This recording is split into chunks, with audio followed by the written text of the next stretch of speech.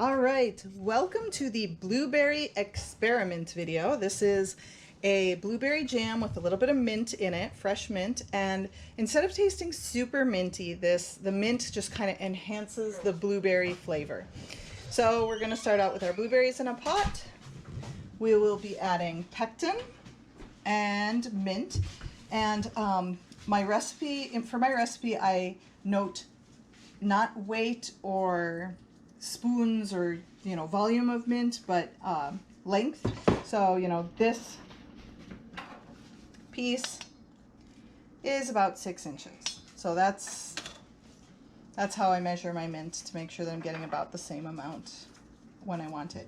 And lemon juice. Fresh lemon juice is definitely essential for blueberry jams, so you're definitely going to want to squeeze it. And as we have recently learned, eye protection when squeezing your lemons is definitely a plus. So we're gonna start cooking the blueberries to help them break down a little bit. Once they start to break down, we will add the pectin with a little bit of sugar and the mint. Then we're gonna bring that to a rolling boil. Once it's reached the consistency that we want, we will add the sugar and the lemon juice, bring that back up to a rolling boil, and keep it there for a minute. Once that minute is up, it'll be done. Then we can put it in jars and can it in a water bath.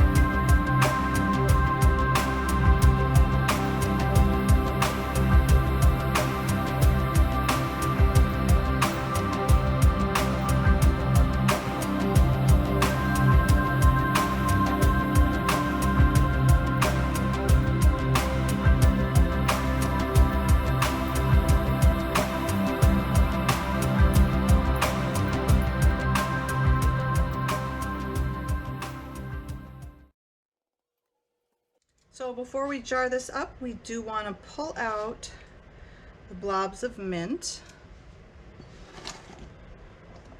Now if you want, you can strip the leaves off and kind of chop them up after they've cooled and put them back in so that they kind of continue to infuse it, or you can leave them out. It kind of depends on how you feel about mint and how strongly minty you want it.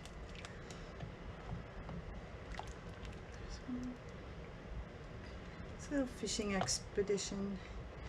And while it's a good idea to keep tabs on how many sprigs you put in to begin with, they sometimes break down and fall apart and split when you cook it. So there might be more than you started out with, and that's okay.